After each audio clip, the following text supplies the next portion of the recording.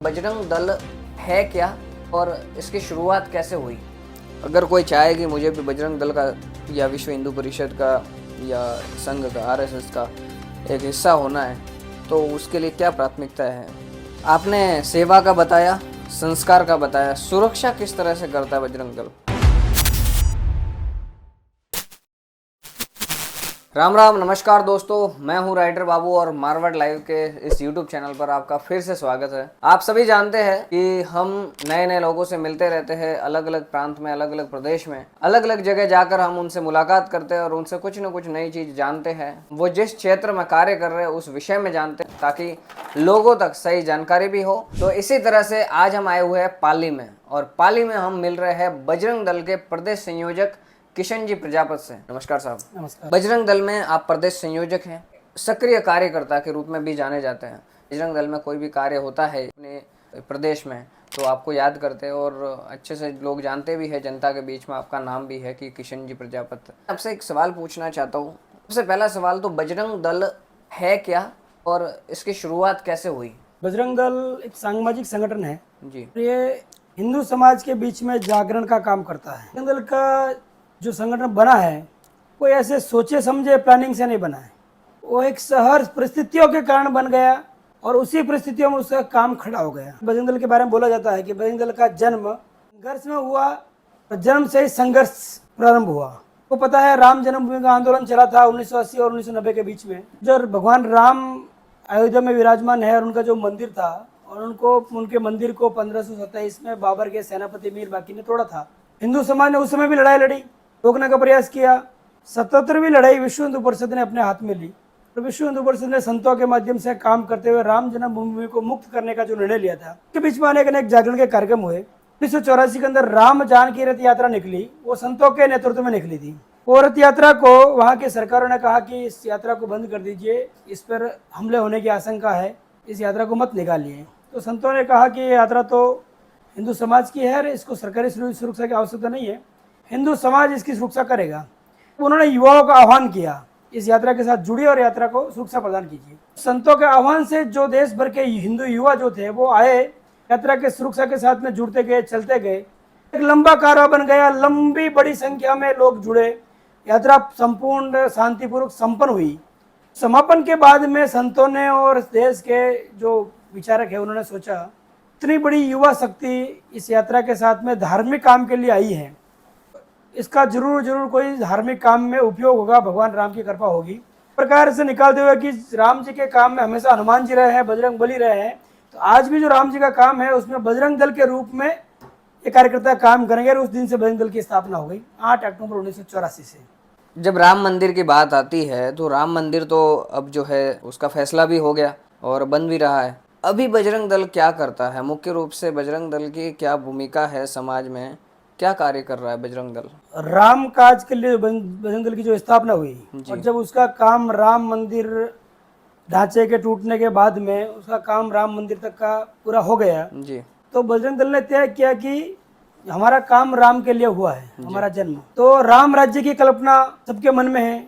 राम राज्य की जब तक स्थापना नहीं होगी बजरंग दल कार्य करता रहेगा। सेवा, सुरक्षा, संस्कार, इस काम के लिए काम करता है। हमारा ध्येय वाक्य है सेवा, सुरक्षा, संस्कार, हमारा घोष वाक्य है। और ध्येय वाक्य है राम काज किनु बिनु मोहे का विश्राम। जब तक राम का काम नहीं होगा जब तक हमें विश्राम नहीं, ये हमारा ध्येय है। तो राम काम कोई भी पूर्ण होने वाला नहीं है, करते ही रहना है। तो सेवा, समाज के अंदर सेवा के रूप में अनेक काम। रक्तदान बजरंग दल का एक बहुत बड़ा प्रकल्प है। देश भर में जहां पर भी ब्लड बैंक है वहां पर बजरंग दल के रूप में नियमित रूप से रोज बजरंग दल का कार्यकर्ता जाकर अपना रक्तदान देता है। और जो भी आवश्यकता होती है, जो भी जरूरतमंद व्यक्ति होता है, उसका नाम जात कुछ नहीं पूछते हैं। हमारे पास फोन आए कि हमें रक्त की आवश्यकता है, कार्यकर्ता तुरंत जाता है, ब्लड देके आ जाता है। भोजन की दिक्कत आ गई, दवाइयों की दिक्कत आ गई, बजरंग दल के कार्यकर्ता पूरे देश भर के अंदर कहीं भोजन बना कर देना, कहीं सूखी सामग्री वितरण करना, मोहल्ले मोहल्ले में घर घर जाकर देना, दूर दराज बस्तियों में जाकर देना, हजारों की संख्या में ये भोजन पैकेट बांटे, हजारों की संख्या में बड़ी मात्रा में बनाकर भी बांटे। इस प्रकार से सेवा का काम हमारा नियंत्रण चलता है। आपने सेवा का बताया, संस्कार का बताया, सुरक्षा किस तरह से करता है बजरंग दल? सुरक्षा का विषय तो शुरू से ही बजरंग दल के साथ जुड़ा हुआ है जी।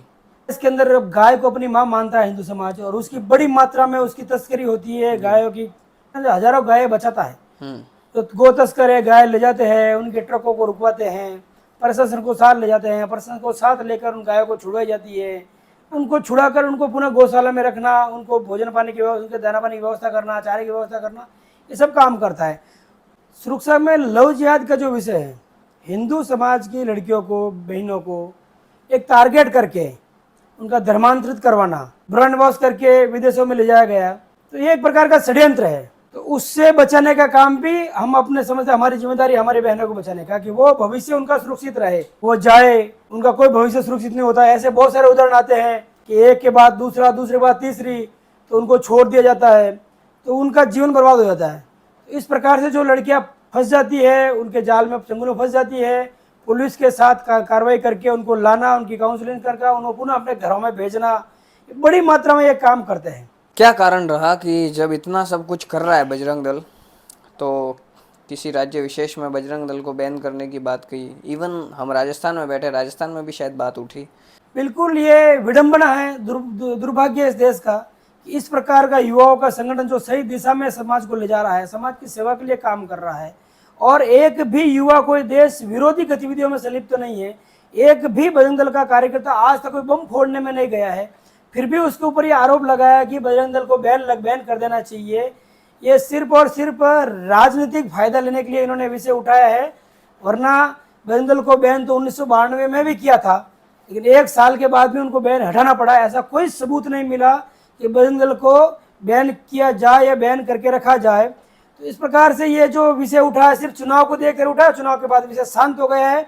आपने बात रखी, शुरू में बात बताई कि बजरंग दल की जो भी शुरुआत है वो राम मंदिर से हुई, ठीक है। बाकी और भी कई संगठन हैं, उन संगठनों की शुरुआत क्यों हुई? जब इतने 3 संगठन मुख्य रूप से है ही है, तो और भी कई मतलब छोटे बड़े कई संगठन हैं, हिंदू राष्ट्र को लेकर बात करते हैं या इसी उद्देश्य से चल रहे हैं, तो उनका क्या उद्देश्य है? हिंदू राष्ट्र की बात करना, हिंदू समाज के लिए काम करना प्रत्येक व्यक्ति का फर्ज है, वो करे। सबकी अपनी इच्छा है कि मैं काम करूं, मैं अच्छा कर सकता हूं, वो अपने हिसाब से करते हैं, कोई दिक्कत नहीं है। बस ये है कि अपने एक ध्येय, विश्व हिंदू परिषद बजरंग दल जो है वो ध्येयनिष्ठ होकर काम करता है, व्यक्तिनिष्ठ होकर काम नहीं करता है। तो इनका जो मुख्य संचालन कहाँ से होता है? कि विश्व हिंदू परिषद है, इनका ऑफिस कहाँ होता है? जैसे विश्व हिंदू परिषद हमेशा संतों के सानिध्य में काम करता है जी। संतों के मार्गदर्शन में काम करता है। समय समय अनुसार संतों के साथ में बैठक होती है, पूज्य संत जो आदेश उस चिंतन मंथन में निकालते हैं, उस अनुसार वो वर्ष भर कार्य करते हैं। अगर कोई चाहे कि मुझे भी बजरंग दल का या विश्व हिंदू परिषद का या संघ का, आरएसएस का एक हिस्सा होना है, तो उसके लिए क्या प्राथमिकता है? वो शख्स जो संघ में कार्यकर्ता बनना चाहता है, वो संघ की शाखा में जाए। जी। प्रत्येक गांव के अंदर संघ की शाखा लगती है, वो शाखा में जाए। खेल के साथ में वो संसद बनता है, उसके लिए कोई अलग से प्रोसेस नहीं है। बजरंग दल के साथ में जुड़ना है, कोई अलग से प्रोसेस नहीं है। वो बजरंग दल हिंदू की कामना करना, हिंदू के भले की कामना करना ही बजरंग दल का सदस्य है। और हम तो समाज का संगठन करने निकले हुए हैं, इसलिए समाज का प्रत्येक व्यक्ति को हम अपना सदस्य ही मानते हैं। आज के समय में कहते हैं कि कौन सोचता है कि समाज और ये सब चीज़ें सब अपना अपना फ़ायदा देखते हैं, तो शायद कहीं ना कहीं ये भी है कि ये रे किशन जी कर रहे हैं तो अपना फ़ायदा ही होगा, अपना फ़ायदा देख के कर रहे होंगे, या फिर कोई भी संगठन का कोई भी आदमी कर रहा है तो अपना फ़ायदा देख के कर रहा है। तो ये बात कितनी सही है और कितनी गलत है?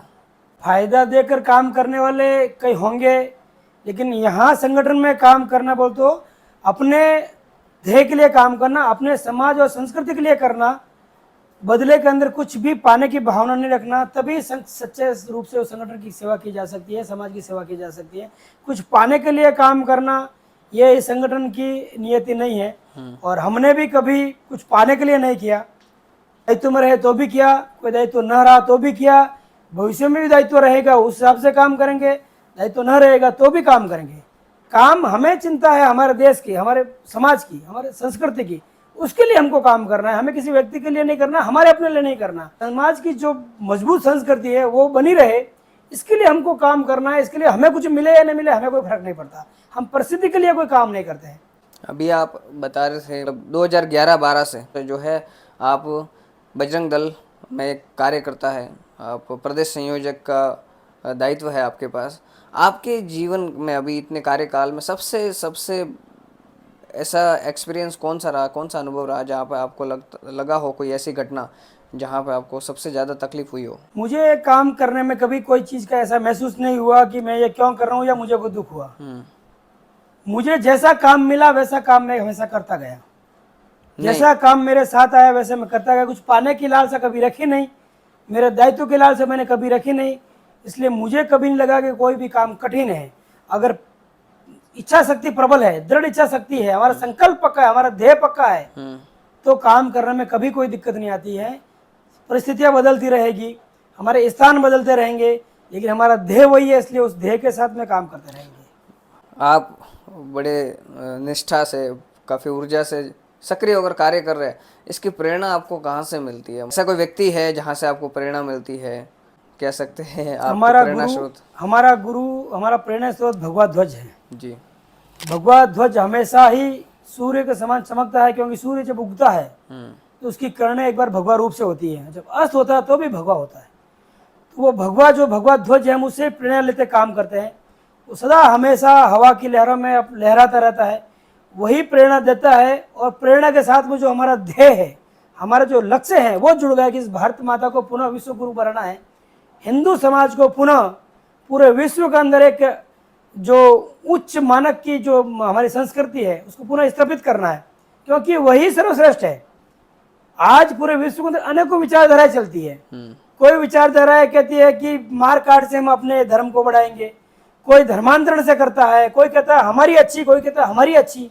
लेकिन हमारी जो सनातन संस्कृति ऐसी है जो सबको समाहित करती है, सब धर्मों को सम्मान करते हुए, किसी भी पूजा पद्धति को विरोध न करते हुए सबको साथ लेकर चलने वाली है। ऐसा हिंदू जीवन है जो सभी को साथ लेकर चलता है। इसलिए ये सर्वश्रेष्ठ हिंदू संस्कृति है, उस पूरे विश्व के अंदर उसका प्रभाव बढ़ना चाहिए, उसके लिए हम काम करते हैं। हमारा ध्येय वो है। तो दोस्तों, इस तरह से हमें पता चलता है कि बजरंग दल का उद्देश्य क्या है, और साथ ही साथ बाकी जो संगठन है उनके उद्देश्य क्या है, वो किस तरह से कार्य करते हैं। और बजरंग दल समाज में, या कह सकते हैं किसी भी प्रदेश में, किसी भी राज्य में क्या अपनी सेवा कर रहा है, क्या सुरक्षा कर रहा है, संस्कार का जो भाव पैदा कर रहा है, वो सारा चीज़ें हमें यहाँ पे जानने को भी मिलता है। बहुत बहुत धन्यवाद सर कि आपने समय निकाला।